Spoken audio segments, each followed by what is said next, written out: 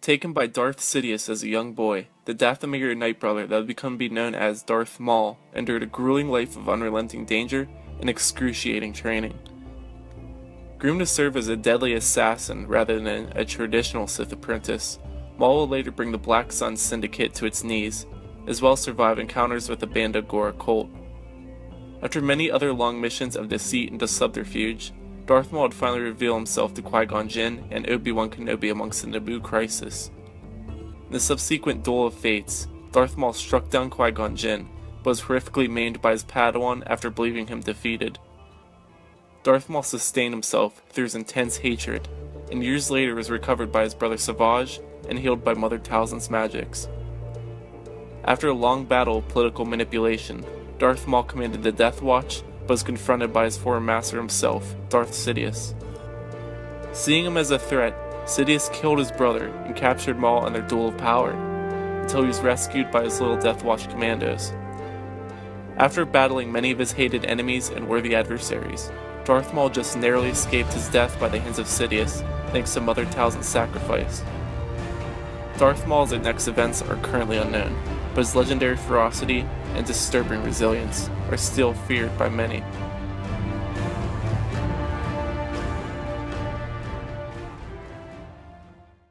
Born on the planet Dathomir, Savage Opress spent his life honing his abilities as a warrior until he was hand-selected by Asajj Ventress as a servant. Imbued with Mother Talzin's magics, Savage was granted inhuman strength and stature. He was deposed as an apprentice for Dooku, and upon Asajj's revealed presence, was to assist in the assassination of the Dark Lord. After working as a Dark Acolyte and killing Jedi at the command of Dooku, Asajj eventually revealed herself to her former master, and the two sprung their attack. Upon their defeat, Savage Opress betrayed Asajj Ventress and went to seek his long-lost brother Maul under Mother Talzin's guidance.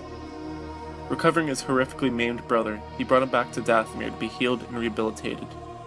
Amongst his brother's recovery, he'd become an apprentice under Maul, who would assist his brother in the takeover of several criminal syndicates and the Death Watch in a massive rise of power. After countless encounters with Jedi, Maul and Savage's sudden posturing in the face of the Republic attracted the attention of Darth Sidious, Maul's former master. Confronting the two Night Brothers, Sidious engaged them both within the stronghold of the Death Watch and killed Savage Opress in their dual power. Savage was forced to be reckoned with, a beast of power and ferocity.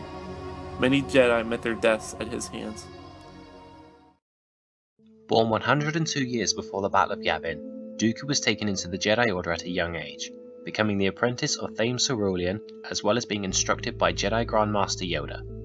However, Dooku's ideals set him at odds with the political status quo, eventually leaving the Order after the death of his former apprentice Qui-Gon Jinn, at the hands of Darth Maul. After meeting the Dark Lord of the Sith Darth Sidious, Dooku realized that political ideals were not so different. Sidious would take him under his wing as his new apprentice, dubbing him Darth Tyrannus.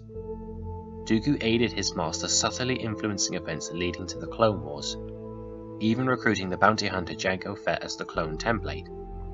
After the Clone Wars broke out, Dooku served as the leader and public face of the CIS, while his master served as the leader of the Republic. However, nearing the war's conclusion, Dooku was defeated in a lightsaber duel by the young Anakin Skywalker aboard General Grievous' flagship. After his defeat, Sidious encouraged Skywalker to execute the Count. Realizing all too late that he had been nothing more than a placeholder for Anakin, Dooku was murdered, which would soon after be followed by Anakin's own fall to the dark side.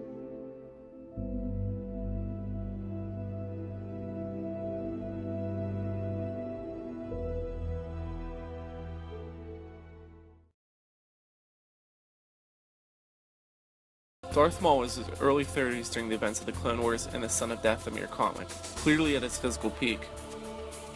His body itself was honed to be a weapon just as much as his lightsaber, and as such has been maintained at its maximum level since he was a child, constantly putting himself through the most grueling of exercises under Sidious's teachings.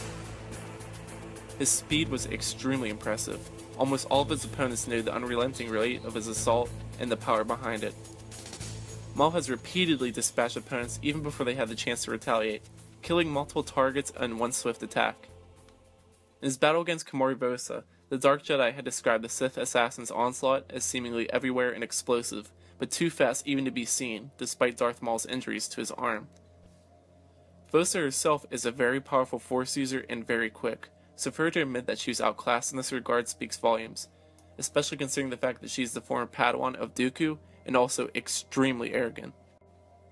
An expert in acrobatic maneuvers, he frequents the movements for both offensive and defensive purposes, able to pull them off in a moment's notice with virtually no difficulty. Maul was also supplemented and further enhanced by his incredible physical power.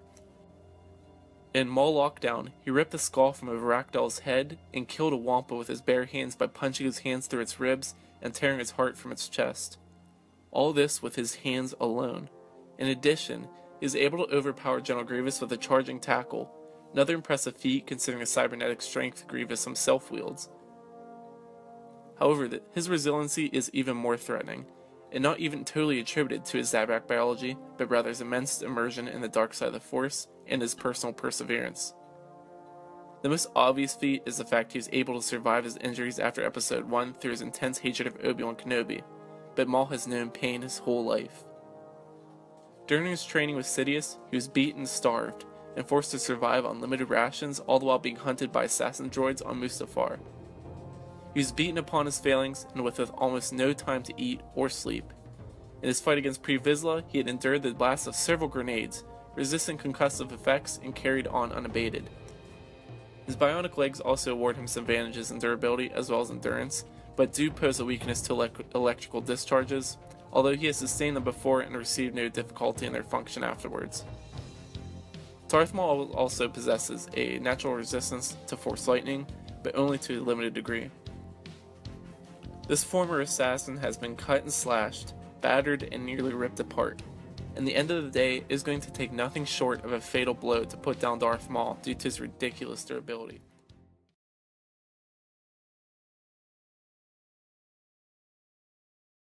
Being over 7 feet tall after his transformation, Savage Opress is a total monstrosity of a Dark Acolyte. Mother Talzin's magic should instill with superior resistance and rock-solid durability. He donned blaster-resistant armor, allowing him to barrel through blast rounds if they were nothing but an annoyance. His Zabrak anatomy granted him a high pain threshold, allowing him to endure the worst of injuries. He's a complete and utter walking fortress, a total nightmare of an animal that can endure punishment that would level and destroy many other mortal beings. Not only that, but his physical strength is extremely impressive as well, able to rip apart droids with his bare hands and barrel through enemies like a raging bull. Savage Opress is capable of sending enemies flying through the air and snapping bones with his bare hands with almost casual ease. Despite his hulking stature, he is reasonably agile and surprisingly fast.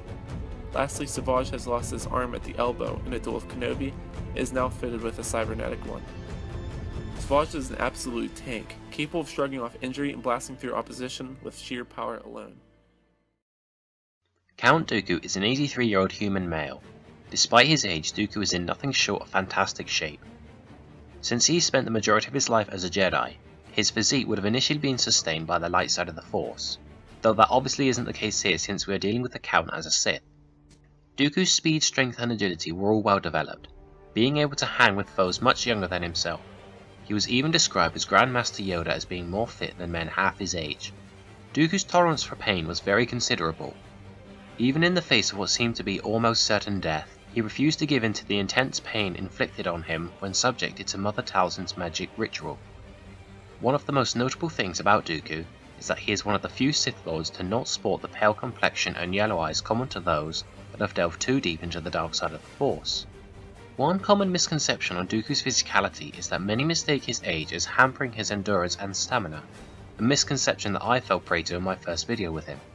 While he has been brought to heel by fatigue in his fight with Ventress and the Night Sisters, it must be remembered that he had just been abruptly woken up after half a night's sleep and had been injected with a poison that dulled his senses, so of course he wasn't going to be firing on all cylinders, and even then, considering how long he held out in such a state, it's no surprise that he can go even longer when entering a fight fresh.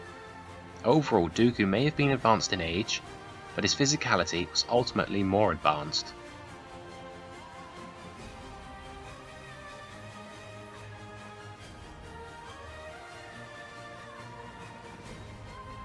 While Dooku is certainly capable in the realm of physicality, he is simply outclassed by the brothers due to the Zabrak biology and the augmentation through the dark side. Dooku has not shown the sheer strength and resilience the two brothers have displayed on numerous occasions. Maul in particular has shown himself capable of some utterly disturbing feats. as he can rip flesh from bone with his bare hands and survive the most grotesque of injuries. These achievements, backed by Savage's incredible strength, make the threat the duo possess even more evident. Furthermore, Dooku is clearly well past his physical prime due to his old age, and although he can sustain himself through the dark side, the two brothers paired against him at once will push his physical capabilities to its limit. While an argument could be made that some of Dooku's economy of motion and minimalist fighting style would close this disparity, this simply will not be enough to appropriately compete with the brothers' insane physical prowess. As such, we give Darth Maul and Savage Opress the edge of physicality.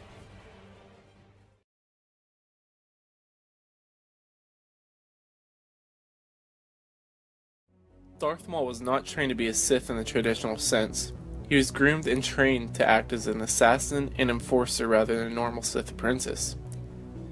He was to be expendable but reliable, capable of wiping out any target no matter the political or criminal power they possess. Due to this, his main focus was almost entirely in martial ability. As such, his abilities were extremely refined by the time of Episode 1 and were only further enhanced by the time of the Clone Wars. This is largely a credit to not only his refinement in his fighting style, but the breadth of forms he actually possesses. Darth Plagueis called Darth Maul's use of Jar-Kai and Nine-Man masterful, even before the events of the Phantom Menace.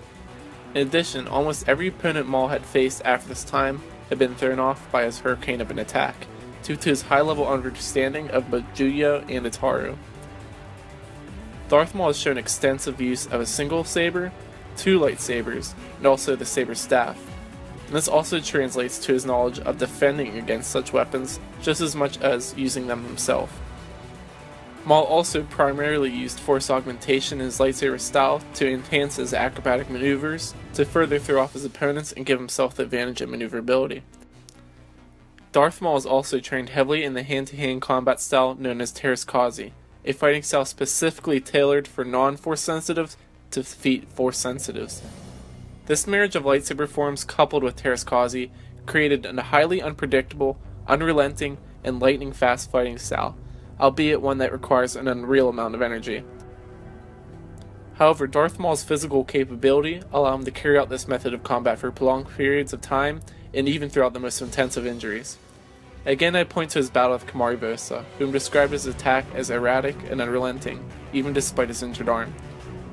While killing the Wampa earlier in the same novel, he had suffered a severe injury to his spine and nerve endings. He had still ripped apart the beast with nothing but his two hands, not even using the force to assist him.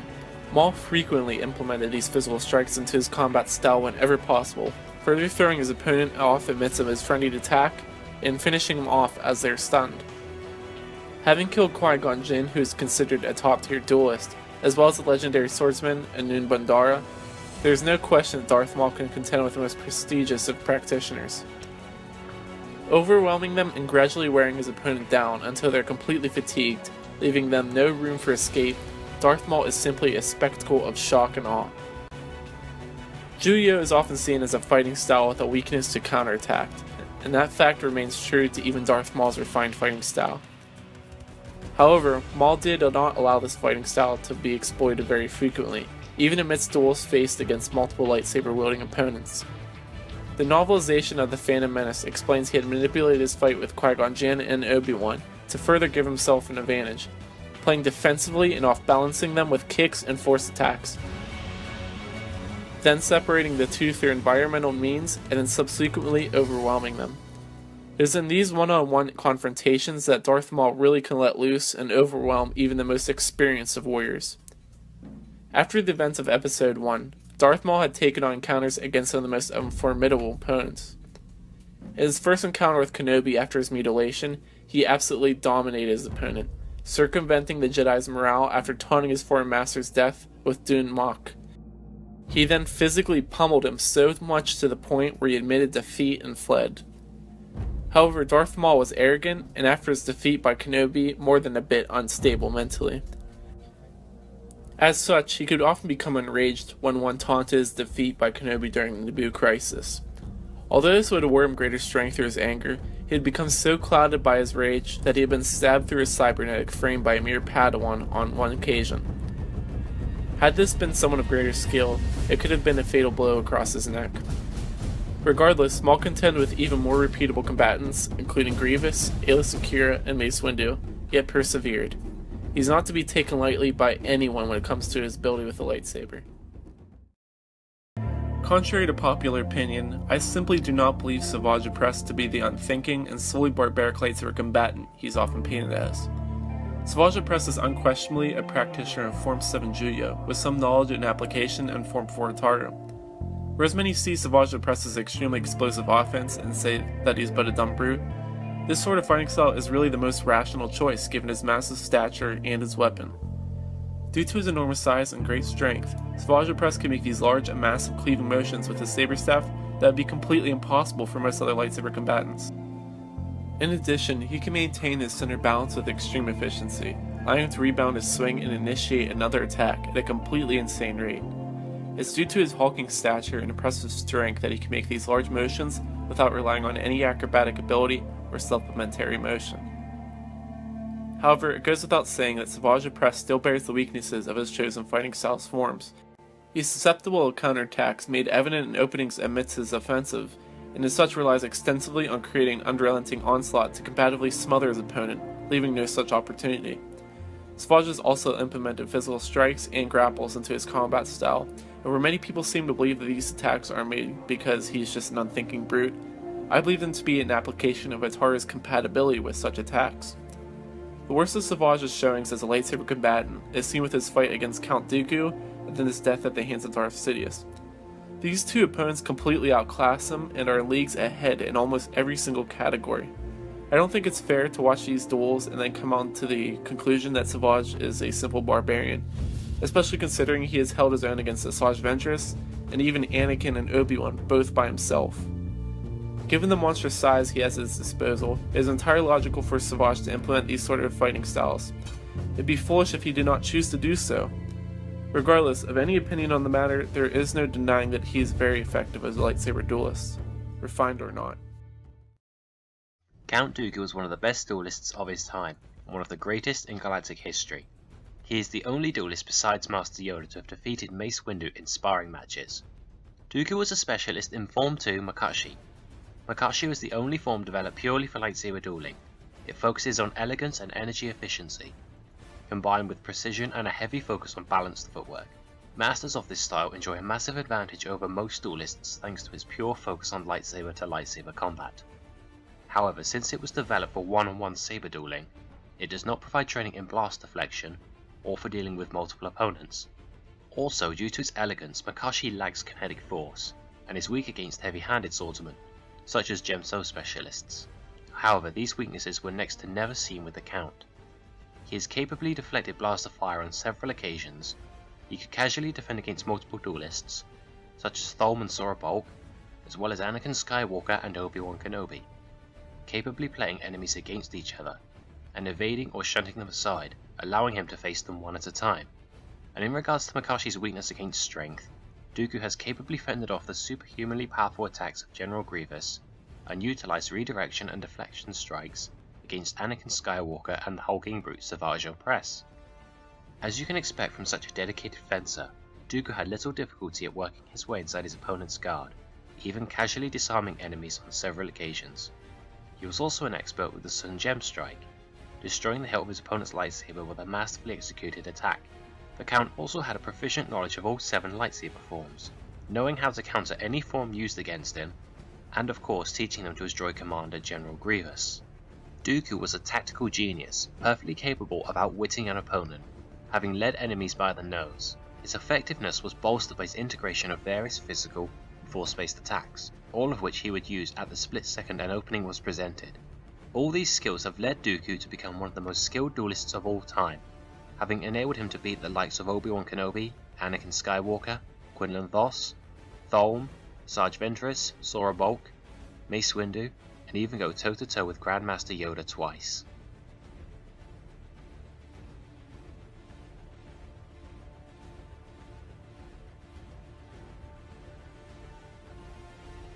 While it is made perfectly clear that Dooku has the greatest technical skill in this matchup, we must consider whether this is enough to combat both Knight brothers at once, both who are themselves remarkable duelists. Form 2 is tailored specifically for lightsaber dueling. Dooku has only furthered his advantages by familiarizing himself with the strengths and weaknesses of all lightsaber forms in his many years of experience. While Maul has killed numerous martial legends in his time, none of them have matched Dooku in skill. Also, Dooku's expert footwork will allow him to evade many of the brothers' attacks altogether, and quickly exploit openings in their defences. Furthermore, Dooku has been stated as having been one of only 2 to defeat Mace Windu in sparring matches, and has held his own against Yoda in single combat, achievements that surpass that of both Maul and Opress's ability. All in all, the brothers will be hard pressed to challenge Count Dooku, as his breadth of experience, tactical knowledge, and his legendary skills with a lightsaber will be more than enough to overcome their advantage in numbers. It is for this reasoning that we award Count Dooku the advantage in dueling.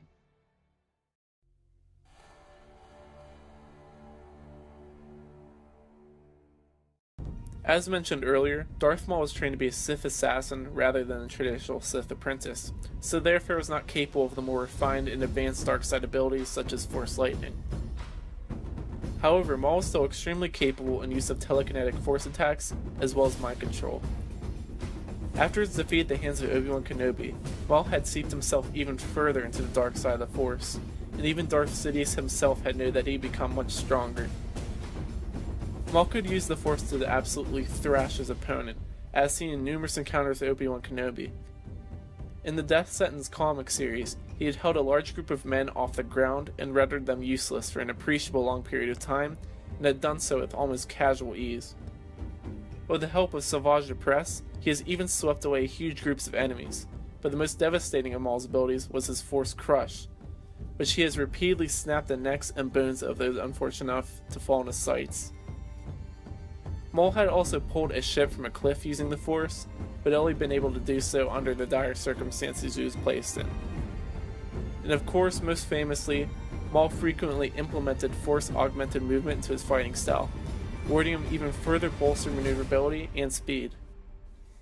Although Maul's use of the Force is somewhat unrefined compared to the more advanced level Sith, his immense immersion and power in the dark side makes up for this fault, and it comes to no surprise that Maul is able to survive his injuries in the midst of the Phantom Menace.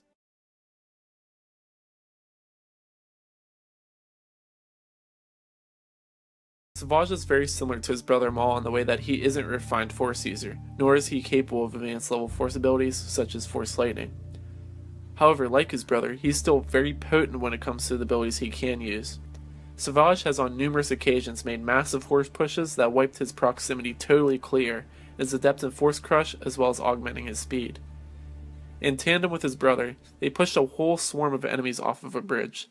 In his anger, he managed to break the Force barrier of both Count Dooku and Asajj Ventress at the same time, and proceeded to blast them across the room. He has done the same thing against both Anakin and Obi-Wan. In addition, he used a massive saber throw to behead several opponents in one fell swoop.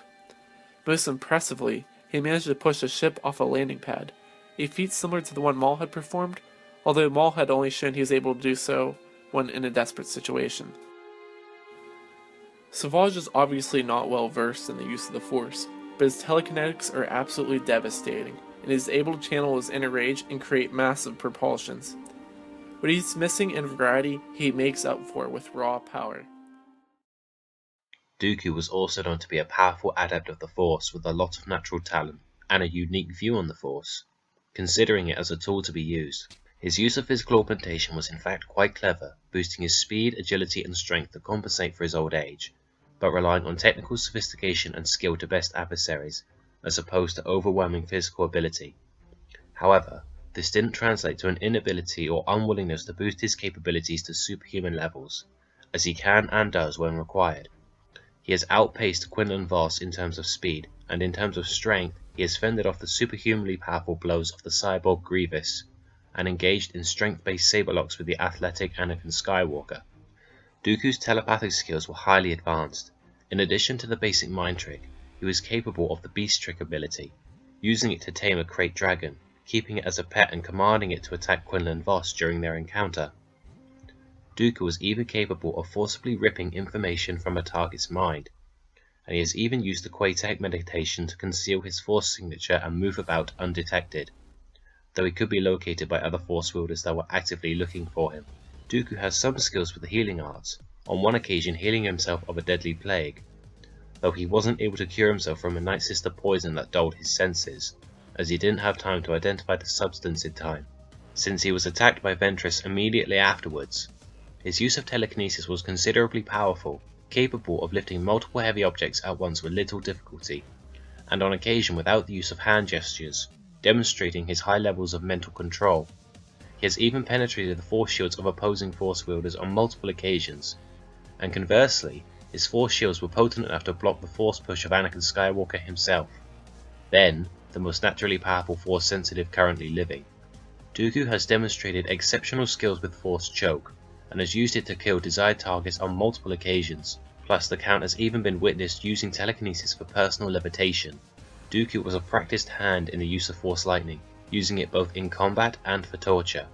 His skill with this power was such that he could chain his lightning to multiple targets at once, and he has done so on several occasions, and even exploited openings provided by his opponents to blast them with devastating barrages. Dooku was a capable user of Tutor Minis, able to block Force Lightning with his hands. At the end of the day, despite having a unique look on the Force, Dooku was ultimately a major force to be reckoned with.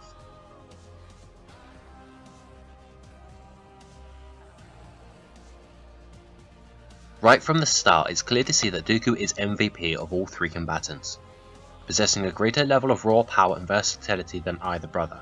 However, while he does outclass either of them 1-to-1, he does not match up to their combined might. While both Maul and Savage are lower than Dooku in telekinetic magnitude, their respective feats have been very impressive in their own right. Given the demonstrations of what they can do when they actually combine their powers, we believe that their combined power gives them the advantage over Dooku's variety, although not by a drastic margin. We give Darth Maul and Savage Opress the edge in Force powers.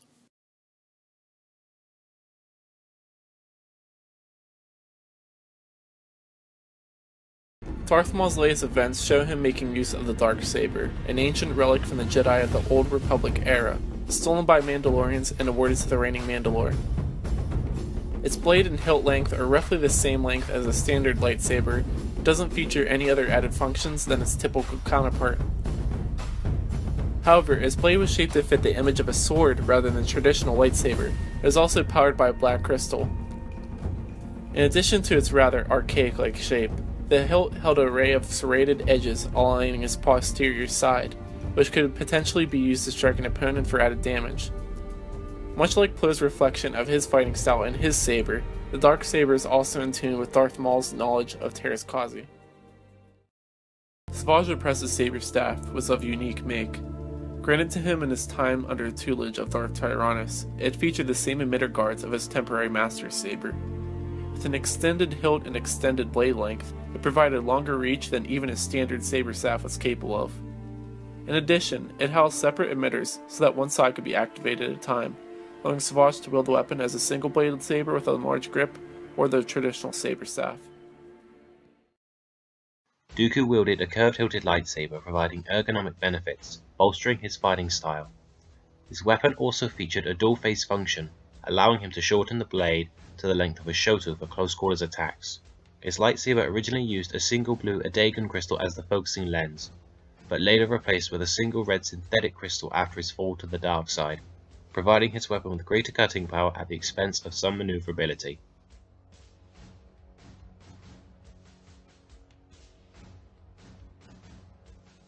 Although we would normally consider the saber staff to have an advantage over a standard lightsaber, given how well it plays into Opress's fighting style, this is not the case here.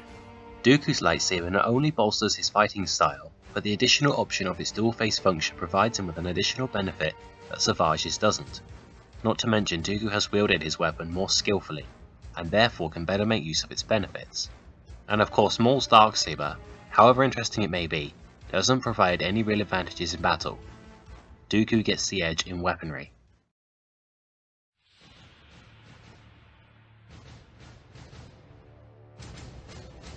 And now the verdict. As a final tally, we will say the advantage to the victor goes 6 out of 10. We'll set this match up in the Mandalorian throne room. Dooku has been dispatched by Sidious to eliminate the brothers instead of Sidious. Dooku would seize the advantage early, calmly parrying and redirecting their assault. Unlike Obi-Wan and Anakin, the brothers' assault will be much more aggressive and quicker paced. After a while, Dooku lands a kick to Maul and throws Savage back with a combined burst of lightning. As the brothers pick themselves up, they lash out together with a massive telekinetic wave. Dooku evades the attack but is met in mid-air by a kick to the chest from Maul. As he lands, he is met by an overhead cleave from Savage. As he flips away, he knocks Oppressed back with a force push. They would re-engage, but Dooku's pace is slower than before. Knowing that he can't let the fight go on for too long, he feints an attack at Savage and counters at Maul's own attempted counter with a burst of lightning, briefly disabling his legs. Seeing his opportunity, Dooku ramps up his speed and outpaces Savage, landing a blow to his shoulder and follows up with a slice to his knee. As Savage is stunned, Dooku raises his saber and strikes him down, killing him. In a fit of rage, the now recovered Darth Maul blitzes his way towards Dooku, driving the now even more tired Count back. Dooku is able to briefly contend at this point, but the beginnings of fatigue and Maul's overwhelming speed are just too much. Eventually, Maul lands an elbow strike to Dooku's chin, and in the blink of an eye he kicks his feet out from under him. Before Dooku can gather himself, Maul raises the Darksaber and strikes through the Count's neck. And thus, we declare Darth Maul, the assassin, the vengeful warrior, the Dark Lord of Sith, the winner. Well guys, as always I hope you all enjoyed. Be sure to subscribe to Sci-Fi Soup's channel, link in the description of course. Feel free to leave comments and suggestions below, and I'll see you in the next video. Thanks for watching.